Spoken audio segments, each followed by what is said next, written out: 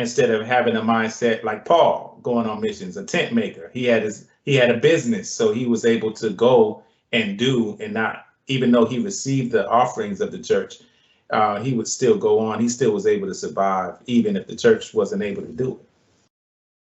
Yeah, man, I have to agree with you, and I have accepted the fact. I hate to say this, but I've accepted the fact that Christians are not. It's only a few choice Christians, believers out here, who really understand the magnitude of their giving and why they should give, and who are actually that tapped into, according to the scriptures, there are people that have the gift of giving, but there are, all of us in some capacity have the responsibility to fund the gospel. Now, I have come to the conclusion that I'm not going to depend on Christians for me to do the work of the ministry.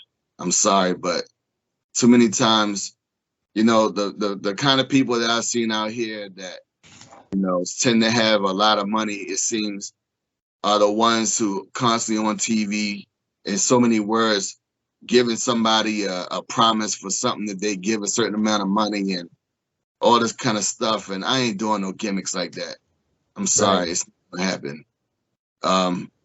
If a person doesn't see that a light bill has to be paid and it doesn't get paid for free, or that if I'm on TV that, I'm going to need money to stay on TV, and if they want me to stay on TV, then they are part of what helps me to stay there or whatever, then you know what, whatever.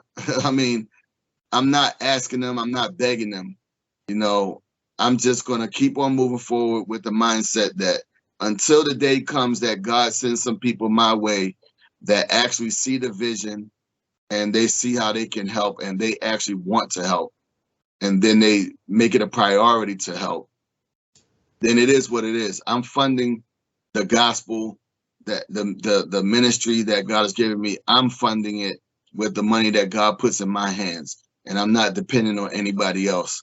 It's a shame that you have to think that way these days, but I'm not going to be that person selling gimmicks. Right. Again, it is what it is. You know that it costs money to do stuff. So why is it that you will benefit from what someone is doing in ministry, but yet not so into it? That's right. A shame. That's like going into a store talking about, I want some milk, and you just going to take it. You stole. You know what I'm saying? Right. And they have to have a faulty mindset about that, about ministry. It's like, it's supposed to be, it's spiritual, so it's supposed to be free. It's supposed to be that whole way of thinking. We don't see that anywhere in the scripture. We see where even Christ, he had women who were devoted to make sure that they invested in his ministry, following him. Exactly. He had a treasurer, so this whole mindset, it's really, it's demonic. It's a demonic doctrine to try to defund or immobilize the movement of the gospel. Nevertheless, the preacher, the minister, has to be resourceful, and we have to see how we can make moves and do it, even if people don't give. But that doesn't take away from the responsibility, like you said, a responsibility of believers to do what they need to do. This actually segues into one of the ones that you and I did not discuss, but it's coming up in this conversation. Matthew chapter 10, verse 8. But we can start a couple of verses before that because we want to give context. So I'm going to start at verse 5. So verse 5 says, these 12 Jesus sent forth and commanded them, saying, go not into the way of the Gentiles, and into any city of the Samaritans do not enter, but go rather to the lost sheep of the house of Israel. And as you go, preach, saying, the kingdom of heaven is at hand. Heal the sick, cleanse the lepers, raise the dead, cast out devils. Freely you have received, freely give. Then he says, provide neither gold, nor silver, nor brass in your purses, nor scrip for your journey, neither two coats, neither shoes, nor yet staves, for the workman is worthy of his meat. Now, this is a scripture verse that people have misquoted, misused, and misunderstood. Verse 8, heal the sick, cleanse the lepers, raise the dead, cast out devils. Freely you have received, freely give. So when people use this scripture, it's like they're trying to say, when you do the work of the ministry, then you shouldn't have to, nobody should have to give money to help you with your ministry, in so many words. But that's not talking about a ministry going forward. It's talking about healing the sick, cleansing the lepers. This is talking about when you lay hands on somebody for them to be healed. You shouldn't be doing that for a price. Right. That's what that's referring to. This is not talking about doing the work of the ministry, because in the very next verse, you see where he says, don't provide gold, silver, or brass in your purses. In other words, he's basically saying, don't take any money with you. Right. He said, nor a scrip for your journey, neither two coats, neither shoes, nor yet staves, for the workman is worthy of his meat. That's it. I mean, it's very clear right there. So if you are listening to this video and you're one of those kind of people that thought, oh, well, if they receive freely, they should freely give, and you think that that's talking about a ministry, and you're thinking, oh, that means I don't need to give any money to them. That's not what that means. That is not what that's referring to. That is a misquoting, a misunderstanding, and a misappropriating of that scripture. Right. So the bottom line is, you gotta realize what Jesus is talking about, dividing. And that brings me to another verse that, is very important to this conversation. And it's found in Timothy. And it is 1 Timothy, I believe. No, it's 2 Timothy. 2 Timothy 2:15. But I'm going to start at verse 14. And it says, of these things, put them in remembrance, charging them before the Lord, that they strive not about words to no profit, but to the subverting of the hearer. Study to show yourself approved unto God, a workman that needs not be ashamed, rightly dividing the word of truth. And their word will eat as does a canker, of whom is Hymenaeus and Philetus, who concerning the truth have erred, saying that the resurrection is past already, and overthrow the faith of some. So right here we see one of the reasons why we need to study to show ourselves approved. Because when we do not study to show ourselves approved, then we could throw ourselves off and other people off, because we spoke something out of, we spoke something in a wrong way. We misspoke, we misquoted, we misunderstood. And that's because we haven't studied enough to know what we're talking about. Yeah, that's good. And I wanna just say something real quick, because I don't know if I've ever actually shared this on the podcast. But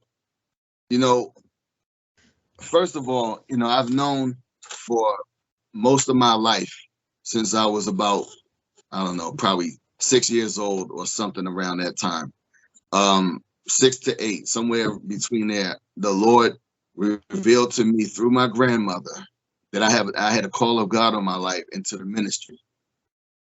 But over the years, I started to study the Bible, and I had a hunger for the Bible and whatnot. I started preaching at the age of 12.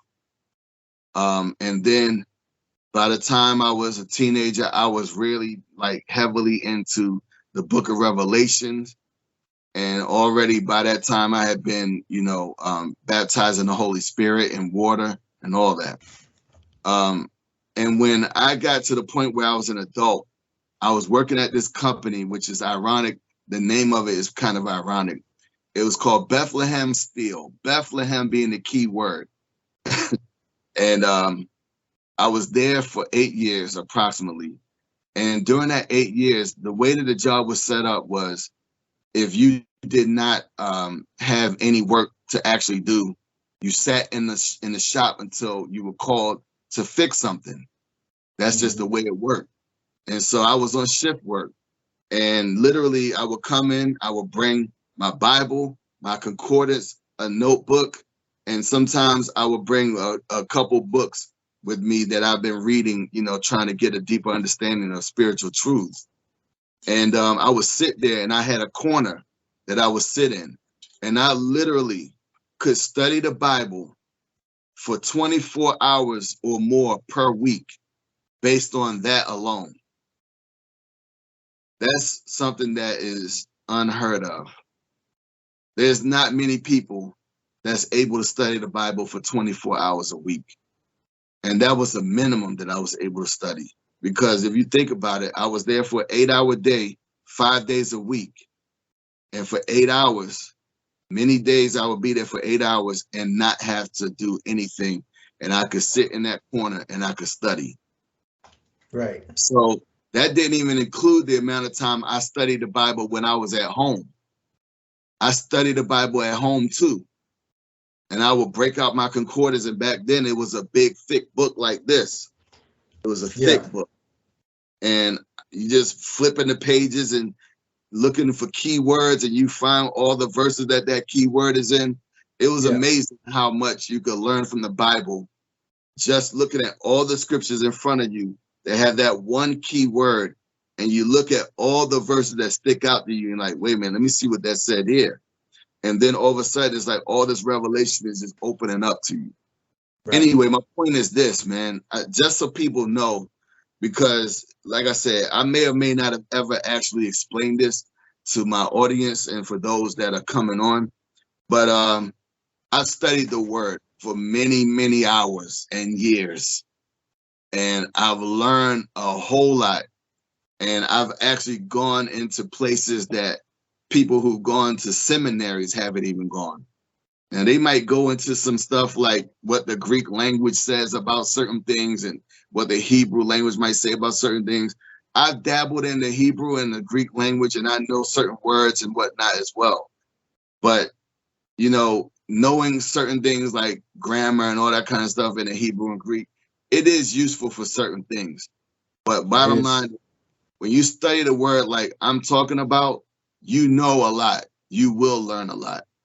And so I'm just letting people, I'm saying this so you understand that I'm not a novice at what I talk about on this show, on this podcast. This is not something that, I just happen to read a scripture today and I want to share it or something. I've been studying this stuff for years, and it's been overflowing from my belly, and I just want to share it to help other people grow in their walk with the Lord and to go deeper. So I just wanted to get that out of the way, man. And I know, Terrence, I know you could say the same type of thing, man. Similar type of story. Study for years, the scriptures very well.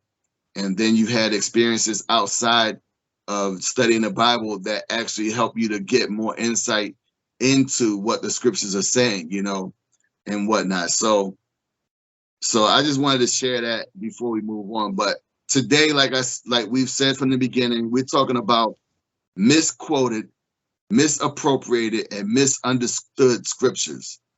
So this is not an attack on anybody. This is about bringing enlightenment. This is about opening up our eyes to things that we hear often, but are said the wrong way or whatever the case may be.